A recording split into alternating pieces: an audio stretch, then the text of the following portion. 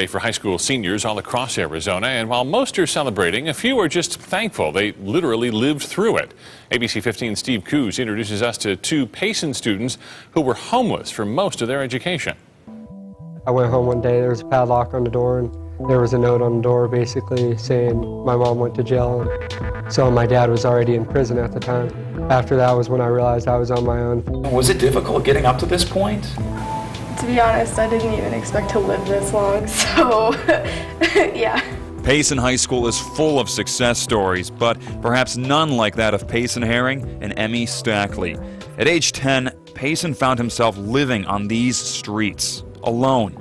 Emmy's mom was a drug addict, and her father wasn't in the picture. You can't get a job at 12, 13 years old, anywhere, and you don't really have anybody there to help you. Payson often slept behind grocery stores where dinner, well, that was usually whatever he could find in the dumpster.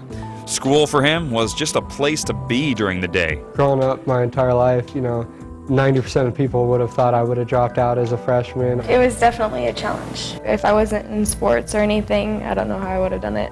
Encouragement from friends also helped Emmy. For Payson, it was a good teacher, his foster parents, and football. All these other times, my parents dropped the ball, other people around me dropped the ball, and she picked it up and she gave it to me, and other people, helped pick up the ball and they gave it to me, and I just kind of ran with it. Everything against them, and these two still managed to come out on top.